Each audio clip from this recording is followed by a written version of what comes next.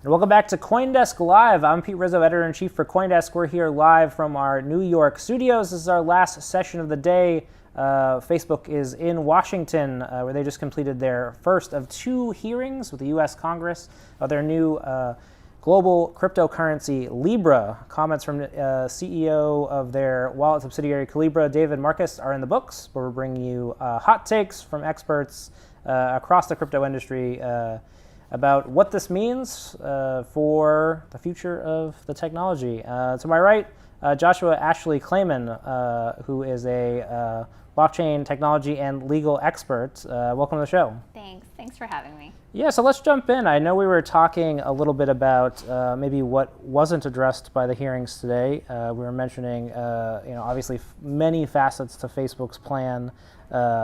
Want to bring in a little bit of your expertise of just being so much instrumental to kind of the early token issuance movement. Maybe draw some contrast for the viewers out there. How does Facebook's approach differ from what maybe was happening a year ago, 2 years ago, when what people, the token issuance ICO boom? Sure. So I would say there are a lot of differences, but there are a lot of similarities too. And before I get started, one thing, just a disclaimer. Typical lawyer. It's not legal advice, not investment advice. Don't follow anything I say. Make sure that's clear in the channel. Yeah, I think, there are a few differences. One could be, for example, the size and scale of the companies involved. Definitely in the earlier days, and certainly in the past year or few years, in many cases they were emerging companies. Right? And while you might say, okay, well, this Swiss foundation is technically a startup of sorts, right? Even though it's a foundation. If you actually look at the companies involved, I think that's a huge differentiator. We haven't seen congressional hearings about a startup proposing a token sale in the manner that we're seeing now. We haven't been seeing so much commentary from such high-level folks from across the world, frankly, about individual projects and what they should be doing. Unless you want to focus on, say Bitcoin, but that's not a token sale. I think it's kind of startling if you think about it. You had you had billions of dollars being raised by startups, and there was no hearing, and now we have a white paper was released by Facebook, and everyone is in Washington, D.C. Exactly. Well, I think this is one of the key things, though, right? Like, if you look at the market cap, right, online, of the entire token space, and then you look at the market cap of Facebook, right, which is bigger? Right? I actually don't know which is Facebook. I believe Facebook is, yeah. I believe it's bigger, considerably bigger. And if you think about the other companies in the space, Visa, MasterCard, all these that are part of this association, the initial nodes or potential nodes, when this comes about, you're talking about a difference in scale that is, it's taking things from, how can I put it? In this space, I always think we're huge, right? This is the center of the universe as far as I'm concerned. Right. But then when you look at it in a broader sense of like the financial markets or the markets generally, we're still a niche area. But this is really, with this project, this proposal, it's taking things to the next level. And I think also, when you step back for a moment and you think about the strategic importance potentially, whether you like the intricacies or the details of Libra or not, the truth is that in many ways there are competitors across the world who are trying to make similar moves. I believe that it's been said that Facebook's Libra is to get some sort of advantage or at least stay ahead of WeChat. Right? So I think we can't just look at it as a project in and of itself. This is really not just a potential project or token, but it's almost like War of the Worlds in a sense, competitively across the world. So do you get a sense, and I think I've tried to wrap my head around this, of what about cryptocurrency, this is kind of a loaded question. So Facebook is publicly stating that they want to issue a cryptocurrency. It's a little bit unclear to me whether this meets the definition of a cryptocurrency, but that's what they say they're doing. I guess, how do you look at that, just the response from such a company to say such a thing? How are you looking at what they're actually saying? Is Facebook a cryptocurrency in your estimation? I mean, well, right now it's not anything yet, right? It's a white paper and some ideas. I mean, I don't necessarily think it meets the definition of what I typically think of as a cryptocurrency or an ICO in the public markets as we've traditionally seen, right? I mean, there are a number of nodes that are individual companies that are approved. You know, this isn't something where you can just decide that you're going to play in this world. You're actually going to need I guess the question is like, why do you think this was appealing? This idea was appealing to them, and maybe to draw that global context, if they're trying to compete against the Alipays, why go into the cryptocurrency market? Like, what do you think is the advantage there for them? I mean, I can think of many. Part of it is it's at a very basic level. It sounds cool, you know. I mean, it's definitely and it's. I think that blockchain and crypto have captured the imagination of many. In fact, right before this, I was just over at the International Chamber of Commerce meeting with the Secretary General for that and hearing what they're planning with blockchain and potentially crypto. So I think broadly across the world and across all kinds of entities, public, private, nonprofit, you know, governments, people are embracing this language and in many cases are thinking about it in terms of beneficial aspects. So it could be, for example, that in the case of Libra, which is supposed to aid the banked, the unbanked and underbanked, right? That, okay, well, we've seen pilot programs from the UN of sending, you know, 10,000 Syrian refugees in Jordan. I believe they sent rations. So that could be part of it. But I think part of it is it's an exciting area. It's something people are interested in.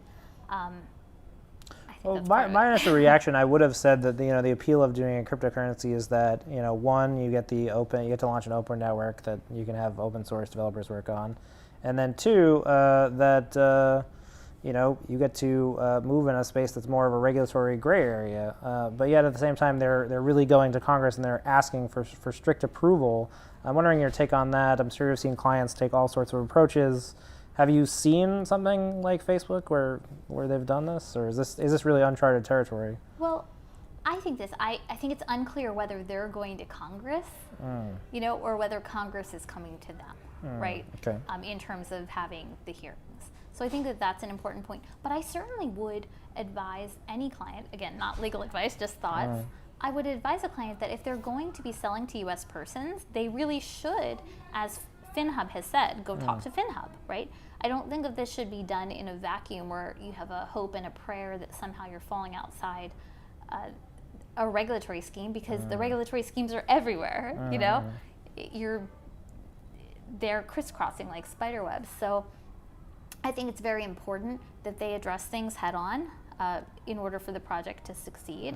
I think it's also very important for Congress to be asking these questions and to really be trying to understand this stuff. I do think that it is important that they understand things. I think it's also important, though, that folks really understand what the ramifications of applying certain pressures may be. Right? Like if you think about Swiss foundations, and this is where I actually can draw a parallel to some things that came before. Because if you think of the DAO, if you think of Tezos, if you think of many other token sales or token generation events, whatever you wanted to call them, preferred ICOs. Nomenclature, yeah. Exactly. Over the past few years, many of them were done as Swiss foundations. And it's interesting that we're seeing a return to a Swiss foundation. So this is obviously something that the senators seemed very concerned about or skeptical about, was the decision of a Swiss foundation. But you're saying that there's benefits there? I think depending on how you look at it, right? So one of the reasons that some well-meaning token issuers back in the day used Swiss foundations was that they really believed that by setting up a Swiss foundation, there would be some independence where the foundation would have to operate independent of the interests of the founders, right? So if you're going to be donating, literally making a contribution, or in the thoughts of the U.S. securities laws, a sale, right, a purchase of a digital asset, you might not trust me, right? I might be the founder of this foundation, but then if you have a a true Swiss foundation, as I understand it from Swiss Council, I am not Swiss Council, wherever the camera is, right? So this is definitely not legal advice. But one of the things is it's a truly quasi-public entity. It is under the oversight of the Swiss public regulators, right? Once you set a purpose, it's very difficult to change that purpose. That's one of its strengths. That's one of its weaknesses, right? So if you try and vary from that and take things in a different direction, it can be very difficult intentionally, kind of like a smart contract. It seemed like the assertion of the U.S. senators was that we should be skeptical of Facebook's use of the Swiss Foundation. So do you agree with that? Or? In my view, I think it depends on what you mean by skeptical, right? Is it outside of the U.S.? Yes, it is, right? Is this necessarily a bad thing? No. I mean, if you think about it, if you have technology that you want to use, I'm playing devil's advocate here right now. Well, I mean, Marcus could have used you up there because he did not answer that question so well. Yeah, I mean, I would say that, listen, in a place where there are a lot of laws that you have to figure out how they work, but there are other countries that may be more amenable to digital asset sales or things like that, or where something may not be a security in certain jurisdictions, or you may get regulatory approval in certain jurisdictions. To me, it makes sense to potentially set up somewhere where you can ultimately restrict access to U.S. persons, right? Say it may be hypothetically at some point determined that it's a security for some reason, just in the hypothetical. Well, there is a security as part of Libra because there's the investor token, but... Yeah, but say you wanted to just restrict things, so you don't want any U.S. persons touching this, right? You can program your smart contract in such a way, presumably, that you could restrict that.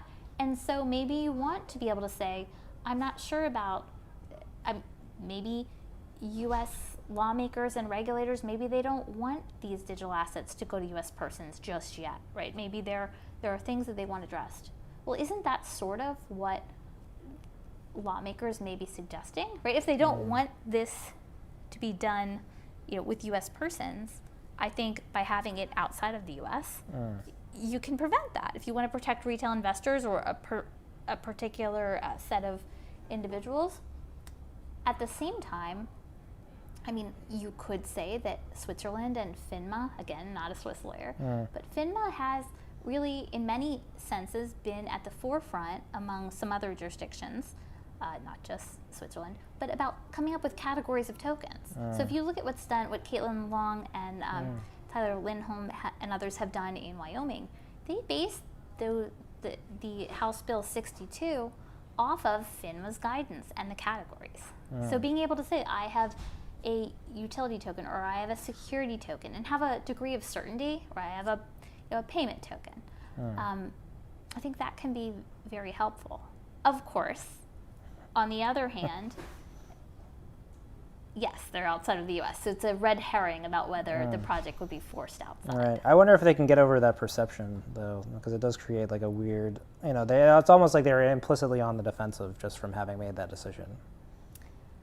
I think I do see your point, although, I mean, if it truly is for a public good, so a Swiss foundation, as I understand it, requires a bona fide non-commercial purpose, hence banking the unbanked, or something like that. I think, to the extent that they wanted to say, listen, we are trying to make this not about Facebook, not about any of the other nodes, Visa, MasterCard, anyone else. This is a foundation. It's under Swiss public regulator oversight. And another thing about Swiss foundations is it's very hard to get money out of them, right? So, for example, if money, as I understand it, or property is contributed to a Swiss foundation, then in order for founders or others to take money out of it, there have to be arm's length contracts, right? Things have to be in accordance with the purpose. So there are reasons that you could say this is a type of structure that allows us to separate things out. Now, I wasn't in the meetings with them. I don't know what their rationale was. I certainly think there are questions that need to be asked and figured out with this project. So don't don't please don't see me as like, oh, everything's fine, everything's great. I definitely think there are a lot of questions that should be asked. Once again, taking questions at CoinDesk Live on Twitter and on YouTube. Another question I guess I have, you're drawing comparisons between the older token issuances and Facebook's. One of the key differences, I guess, that you didn't mention earlier is just obviously that they're trying to create a stablecoin. Does that change the mechanics of token issuance, that now there's more of an emphasis on stable cryptocurrency? And do you think Facebook could have done a non-stable cryptocurrency, or that would have been just too complicated? So I don't have an exact answer for that question, but I will say, just hearkening back to something that Valerie Stepanek has said, both at South by Southwest and I believe in other speeches as well, but was that notwithstanding that we call something a stable coin, you still have to do the analysis of whether it has the characteristics of a security. So I think just at a very basic level, we have to be careful, because I do this too, of where you say, oh, it's a stable coin, right? It's not a security or something Categories like that. Categories just create, yeah. Right. It literally is still the same case by case determination. So I think it would be the same, in some sense, a similar determination, right? Maybe a different result if they had done a more traditional type of token. I mean, I think that there are all, I think, my personal view is that by trying to keep things more stable, I think, obviously, well, maybe not obviously, but perhaps that makes it less likely to be a security. But we have to remember things, like, just because there's low volatility, it doesn't mean no volatility. Sure, right. You're still having, this reserve with the baskets of currency and treasuries or whatever else is going to be in there. There can be swings in the amount, and I'm not sure whether retail purchasers necessarily understand that. I think there are a lot of questions like that. I think there would be more questions if they were doing a token sale raise, just a pure ICO style fundraise. But at the same time, there may be in some ways fewer complications, right? If they were to sell something as a pure security, right, just for investment purposes, and they're not trying to create a cryptocurrency, right, that's actually going to be used in commerce, like in regular commerce, then maybe that gets rid of a few issues. Maybe you could sell it, in a more... Yeah, it's interesting to think about the path that they've taken. I guess as you look at, obviously they're in D.C., high pressure, in 2 days with Congress. What's a win for Facebook here? What do you think they want to exit from these meetings with for the project? It's a great question. I clearly don't know what they're thinking, but if I were them, my goal most likely would be to say, we're not trying to skirt the laws. We're not trying to do anything illegal. We're actually trying to fight the good fight, to keep U.S. and other Western companies and businesses in the battle for dominance, and that WeChat and others are out there. And I think this is what I would be saying is, look, yes, this could be viewed, and I'm not necessarily, for purposes of this, I'm defending Facebook in this way. It's not that I don't have other views or questions, right? But just for purposes of this, I would be focused on the idea of, listen, this is a huge opportunity. We can make some real changes to the status quo, and many of the issues with respect to inequities, whether lack of diversity or lack of opportunity, that exist in the technology space and the financial services space and various other things because of the scale of this. So we have an opportunity to do great things with this. So tell us how to do it, right? We're not trying to run out of the U.S. We want to be here. Tell us how we can be. That's what I would be trying to convey, and saying, listen, we have goals that are, of course, we're a for-profit company in general, as are many companies, and that's not a bad thing, right? Certainly they have made apologies in public about certain things that have happened. I think saying, listen, we don't want to repeat that, and just saying things like that, I think would be helpful. But I think really trying to say, we understand your concerns. Let us know how we can accomplish this together. That would be my goal if I were them. Sure, there was a lot of questions from the senators about data privacy, and I imagine that's going to continue to follow the project until they actually put things into practice. And even then, I think it's going to be an uphill battle then, I guess, to gain the trust with users. But as you're saying, it's a big prize. And I think this too, like when you get to data privacy, and I'm not a privacy lawyer, I could, just as a person and in discussions that I've had with friends in the space, I'm not the only person thinking about this, but when you think about, even on Facebook with those apps and the games you can play, and you can click through to give your information away to everyone if you want to use the game. How do we prevent it from just being another thing like that, where, okay, it's free to use, but you have to give this up, right? Or maybe other people will have more money, they can pay to use it, they don't have to give up their privacy. Maybe others say, okay, I'm fine, I don't have any money, but here, track me, I'm okay with it.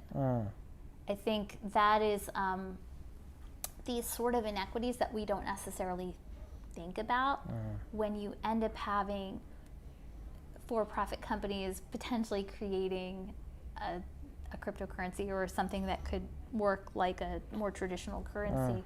I think you just have to think about what incentives are there and whether it's actually helping the people that it purports to help. I think there are also big questions too, like before we got on here, I mentioned, questions like, okay, so you're going to help the unbanked. Well, how are you going to serve them? Right. Yeah, and today that he said that you would need a government ID to log into the Libra wallet. Right, and so if you're just out there, you're a refugee or you're a person who doesn't have access to a government ID. Right.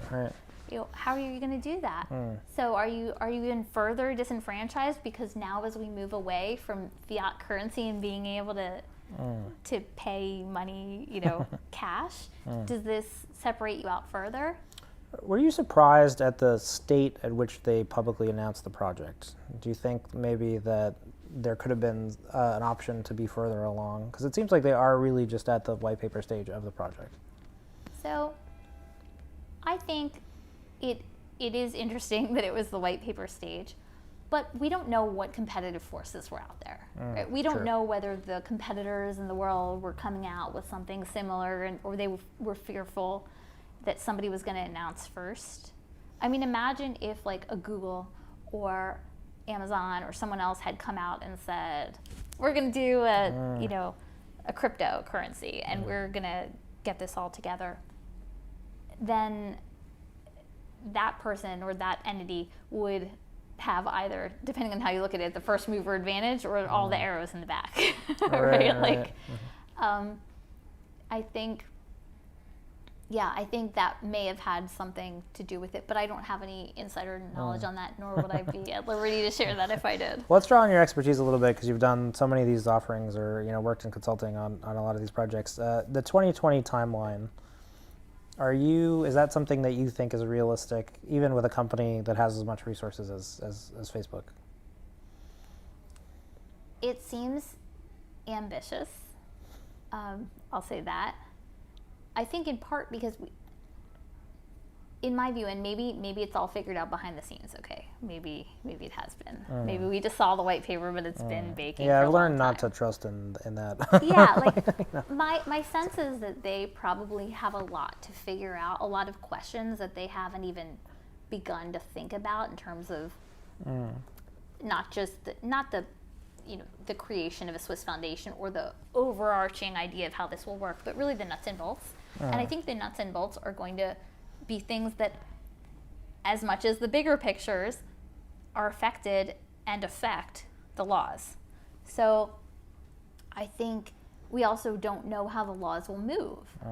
Right? If you look just in the past couple of years with GDPR, right, and other privacy laws, now you have to worry about personally identifiable information and what you're keeping on-chain or off-chain in a way that maybe you didn't before. We don't know what might pop up. We don't know what else may happen. We don't know, frankly, what laws may be put into effect. I mean, certainly there have been some proposals just in the past few days for some pretty extreme. Well, I was going to say, maybe as like a winding down here, what's the worst case scenario? I mean, do you fear that the Facebook being so aggressive, or just, it feels like such a big move from, as you said, small market cap of cryptocurrencies to Facebook, which is a massive company. Do you worry about a knee-jerk reaction that there actually could be a setback here? I think that this is a confrontation that has long been coming. And so I think if a person is going to be having this confrontation and this discussion, right? Because we all ultimately, our lawmakers are there to aid us in many respects, hopefully in growing industry and also protecting individuals, right? As are other government bodies. I mean, at least that's a big, powerful set of voices in support of this industry. And it's no longer just smaller voices that can be, in a sense, brushed aside or ignored or said like, oh, those folks are all, I'm not saying that any lawmakers are saying this, but that some folks are just, criminals or the dark underbelly of something. This is mainstream. And I personally think, I mean, because I'm a fan of this industry and I believe in it, I want this project to succeed. I definitely, like I keep saying, I think there are serious things that should be addressed and questions that need to be asked in terms of, like, frankly, how basics, like, what if you vote against Facebook and you're another node? Are you ostracized? What if you say something that Facebook doesn't like on social media? Can you use their tokens? Just like all sorts of things like that. But I think this is the opportunity that the industry needs really to recover fully from crypto winter. We need some light in this industry. We need some good movement. And if this fight is going to happen, I think Facebook and those guys fighting the fight is kind of powerful, right? A great note to end on there, I guess. Josh, where can people find out more about you and your work? Sure. I can be found online. I'm on LinkedIn, Josh Rashley, Clayman, Kuzar. I never use the Kuzar except for on LinkedIn. Or on Twitter, I'm Josh_blockchain. And yeah, I conferences everywhere. Conferences everywhere, and I'm always happy to chat with people. I also, you can find me at the Wall Street Blockchain Alliance, or I'm a co-founder with some other great folks in this space of diversity and blockchaining. Well, thanks for coming on. Thanks for the insights. So and we'll be back again tomorrow, I believe, with some insights from day 2 of Facebook's trip to DC to discuss the Libra cryptocurrency. You can find out more about what's going on at CoinDesk.com or on Twitter at CoinDesk. I'm Pete Rizzo, signing off for the day here. We'll be back tomorrow. Thanks.